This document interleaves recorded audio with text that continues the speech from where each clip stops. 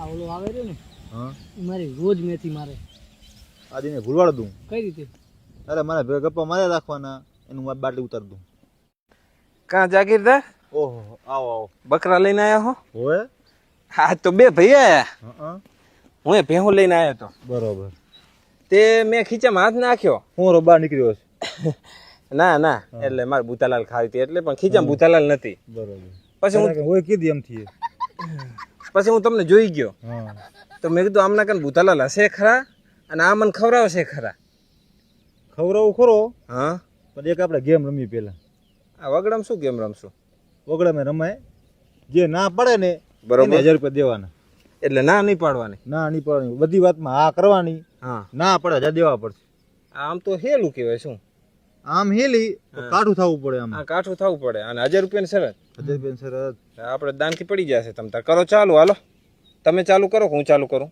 અમે ચાલુ કરીએ બે ભાઈ છે ને આ બહુમતી જીતે બરોબર કરો ચાલુ હાલો તો મારા દાદાને તો બોકતા છો તમે અરે તમારા દાદાને તો હું શું આખું ગામ આખું ગુજરાત ઓળખે અને બકરી વાળા તરીકે પ્રખ્યાત હતા એ બકરી એ બહુ ખતરનાક હતી હો હા તમારા દાદાની બકરી હા 20 ફૂટ લાંબી હા 40 ફૂટ ઊંચી હા દોડવામાં પેલો નંબર હા એક દાડો તો ઘોડાની રેસમાં લઈને ગયા હતા પહેલો નંબર લાવી હા તમારે ઘોડા નરાઈ દીધી તમારા દાદાની બકરી અને દાદા અસવાર હતા તમારા દાદા પ્રખ્યાત બકરી ઉપર ચડી જ જતા અરે તમે રેસની ક્યાં વાત કરો છો એકવાર ગામમાં ધીંગાણાનો ઢોલ વાગ્યો હા અને મારા દાદા નીકળ્યા બકરી લઈને હા અને સામે હજારોની ફોજ હા અને મારા દાદાએ નાખી બકરી અને બાકા ઝીકી બોલાવી કઈ બે થઈ ગયું બે થઈ ગયું હા ઈ યુદ્ધ આખું પ્રખ્યાત છે ઓલું કેમ આપણે પાણીપત નું યુદ્ધ હતું હા એવી રીતે આ કાંક બકરીનું યુદ્ધ કહેવાય તો શું પછી મારા દાદા સાંજે પાછા આયા યુદ્ધ પૂરું જીતી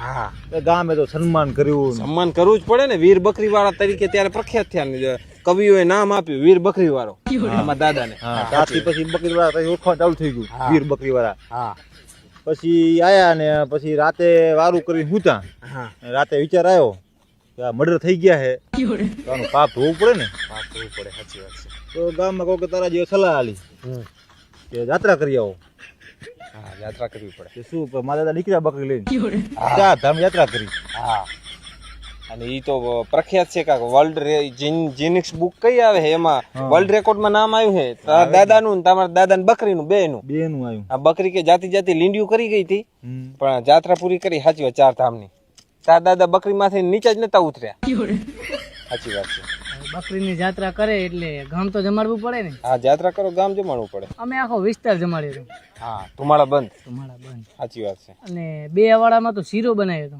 હા અવાડામાં જ બનાવ્યો હતો કેમ કે કડાયા તો એવડા હોય નહીં હા સાચી વાત 100 ડબ્બા તો ઘી નાખ્યું હતું અરે હો ક્યાં 1000 ડબ્બા હજાર સાચી વાત હોય થાય શું હોય અને તમારા દાદા તો આમ દિલદાર નતા બધું ચોખા ઘીમાં જ રસોઈ બનાવી હતી બધી સાચી વાત છે પછી કાંઈ છે હવે ઈ બકરી હજુ જીવતી હો હા બકરી જીવતી હશે કેમ કે તમારે ઉભી જો હા ઈ રહી એમ ને આઈ રહી હા ઈ દેખાય જ છે રી જોવો ને તેજસ્વી બકરી છે ને એકદમ રૂપ તો જોવો ને હા રૂપારી અને હજી ક્યાં કાઢી થઈ છે વાત થાય ને. તમારા દાદાની બકરી તમારા દાદા આ બકરીને બહુ પ્રેમ કરતા હા હવે છે કાંઈ હવે અમે તો થાક્યા આવો તું જબર કાઠો થયો હો. હા પણ તો પછી હવે હું ચાલુ કરું તમે કાંઠા થાજો અમે તો કાઠા હો તો જ બકરી ચાલતા હોય ને હા એટલે તમે તો પહેલેથી ખાનદાની કાંઠા તમે કેમ કે તમારા દાદા હા તમારા દાદા બહુ કાંઠા તમારા દાદાની બકરી બહુ કાઠી પણ અમારા દાદા તમારા દાદા જેવા કાંઠા નહીં અમારા દાદા તો પોચા કેમ કે તમારે કને આવી પ્રખ્યાત બકરી હતી ને અમારે કને આવી પ્રખ્યાત બકરી નથી અમારે કને તો ભેહું હતી ભેહું 800 ખરીને પાછી ભેહું તો 800 અને મારા દાદા 800 દૂધ એનું તમે ખો ને હા દૂધ એનું ખાય પણ અમારે ભેહું દૂધે બહુ સારી હતી હો. દૂધ તો કાઢે ને ભેહું તો દૂધ મળે જ હોય પણ કેવું દૂધ કાઢતી ખબર છે એક જ ભેહ હતી પણ દૂધ કાઢે તલાવ ફરી જાય હા બે છકડા તો ખરા સાચી વાત જેસીબી થી પાર બંધાઈ હતી હા પછી મારા દાદા શું કરે ખબર છે તલાવમાં મેરવણ નાખી દે દાદા કરે હા. ઈ કરે દાદા ઈ 800 ખરા ને ઈ કરે બધું પછી તલાવનું દૂધનું દહીં થઈ જાય પછી તલાવમાં આવો ધોકો લે અને આમ વલુવી નાખે તલાવને આખા તલાઈને આખા તલાવને વલુવી નાખે. દાદા કરે હો. હા દાદા કરે સાચી વાત પછી ઉનાળાનો તડકો તપે હા એટલે દૂધ તવી જાય આફૂતું અને પછી ઘીનું અવાડા ભરી લે મારા દાદા હા પછી તો મારા દાદાએ ડબ્બા ભરવાનું ચાલુ કર્યું હા અને સૌ પહેલો દુનિયામાં ડબ્બો મારા દાદાએ ઘીનો ભર્યો હા એ મેં વાંચ્યું હતું ઓલો બુકમાં લખેલું હતું. હા, દુનિયામાં સૌ પહેલી ડબ્બાની શોધ કરી મારા દાદાએ. એટલે મારા દાદા ડબ્બા વાળા તરીકે ઓળખાતા.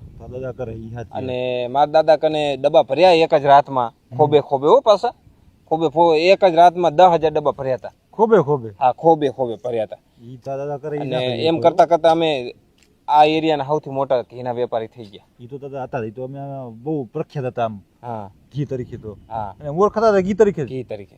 પછી એક દી કેવું થયું હમ. કે તાર દાદા જાત્રા કરીને આયા હા અને મોટો મલક જમણવાર કર્યો ને, હા.